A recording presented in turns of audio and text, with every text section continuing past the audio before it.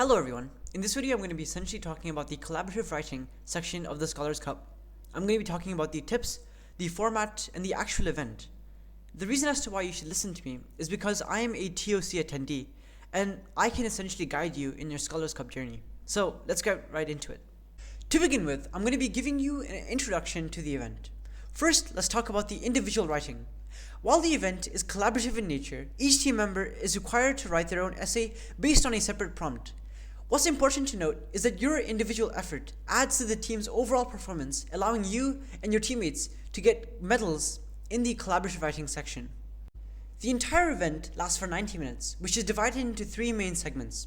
Firstly is the brainstorming segment, which is 30 minutes long, and during this time, you and your teammates work together to share ideas, discuss the prompt at hand, and help each other plan your approach to answer the prompt at hand. Second is the individual writing itself, which is often 45 minutes long. This is your time to shine. You'll take the ideas discussed during the brainstorming section and craft a compelling essay or creative writing, whether it's a persuasive argument, a fictional story, or even poetry. This is the time where you put your pen to paper. And lastly is the peer review, which is often 15 minutes long, and at the end, you'll swap essays or your creative writings with your teammates and provide feedback. This is your chance to help polish each other's work and make sure every essay or creative work is the best it can be. It is important to remember that no electronic devices are allowed during the event. This encourages originality and ensures that all ideas, arguments, and writing come directly from you and your team. In previous years, devices and content online was allowed, but as a result of many scholars using AI and copying, devices by the committee have been banned. Another thing to note down is that each team member chooses a different prompt or one prompt to write about. What this means is that your team is given an array of 6 prompts to write about, and out of the 6 prompts, you have to assign different prompts to each person. I will be coming on to this later on in the video. Lastly, when it comes to writing styles, the Scholars Cup welcomes creativity. Whether you write a persuasive essay, a heartfelt narrative, or even a poem, what matters most is how effectively you communicate your ideas and respond to the prompt at hand. I will be talking more about this later on in the video. Now I'm going to be talking about the collaborative writing and its segments, while also giving you tips and to-dos. First, let's talk about the brainstorming and ideas sharing section, which often lasts for 30 minutes. First, you'll need to read the prompts carefully. Every team gets a variety of topics ranging from the arts and science to history and social studies. So take your time to understand what each prompt is asking. This is a prompt step you will be receiving in the collaborative writing section of the Scholars Cup. Next, it's important to assign prompts to members. Each team member will write on a different topic, so make sure everyone picks something they feel confident about. So maybe one of your teammates may choose the arts, while another chooses literature, and maybe you choose science. If there are any disputes at any point, you can resolve it with rock, paper, scissors, or any method you desire is best. Once that's done, use the first 10 to 15 minutes to brainstorm as a team. This is your chance to throw out ideas, discuss different perspectives, and get creative. So what is a very good tip that me and my team used was that at the back of the prompt slip, it is a clear page. So what you can do is you can write down all the ideas you and your team come up with, so that when you get to the individual writing section, you can come back to the brainstorming section and get all the ideas you and your team talked about, which can stand as the pillars for your writing. Don't forget to list opposing arguments. A strong essay or creative work doesn't just argue its own point, it also addresses counter-arguments effectively. So what you can do is that here and there in your writing, you can address these arguments against your points and write a few lines about it. And in your points, you can look at these counter-arguments to better your points and think of points that are even better than the ones you have thought of in the brainstorming section. Finally, you'll want to assign arguments to each member, so everyone knows exactly what key points they need to cover in their essays.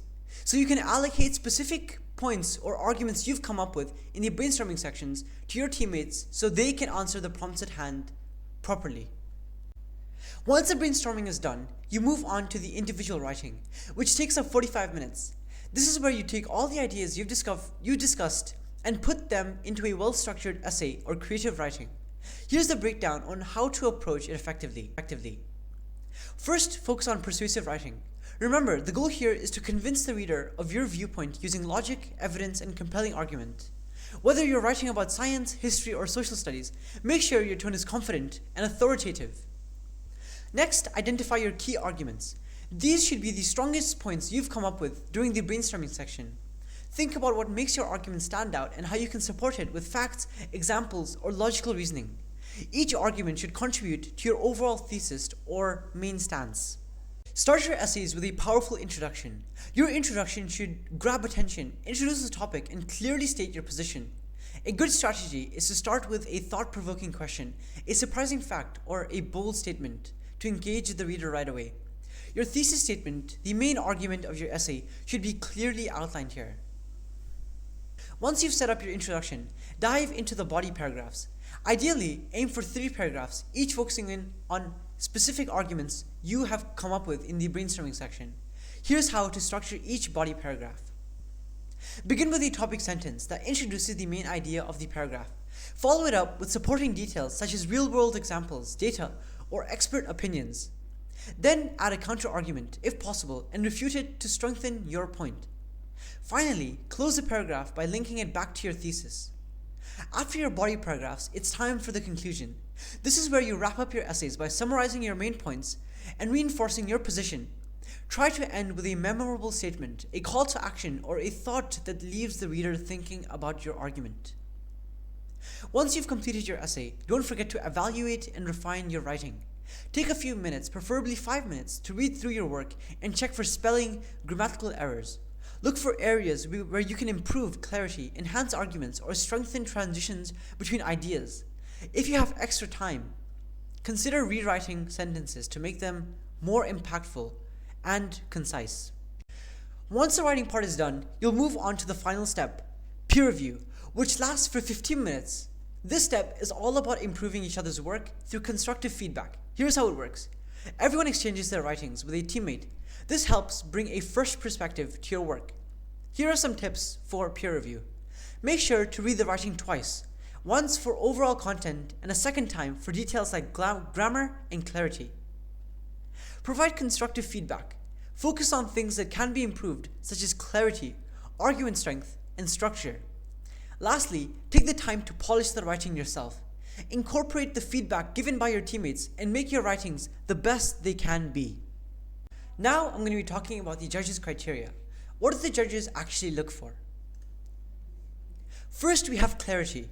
Judges look at how easy your paper is to read and follow. They check for grammar, structure, and if you understood the prompt clearly. Next is content, where your ideas and facts should be relevant and thought-provoking. Judges want logical conclusions and strong subject knowledge. Then comes style. This is all about how engaging your writing is. A varied vocabulary and enthusiasm in writing makes a big difference. Finally is originality. Judges want fresh perspectives and memorable approaches. Be creative and make your work stand out. Each section is scored from 15 to 25 points.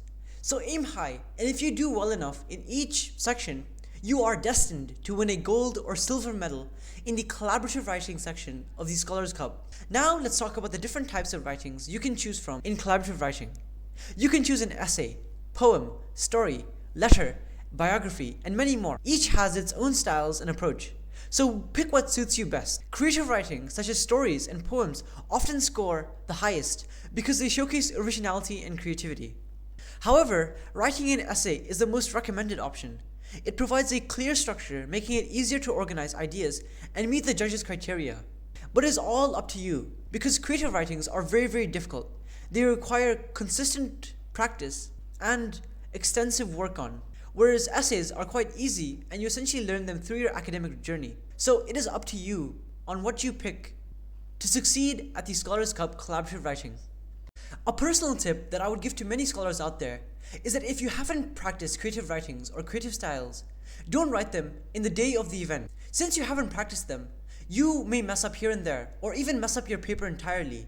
So it is better if you write a traditional essay. And always remember, a scholar who studies is a scholar who succeeds. So get to studying.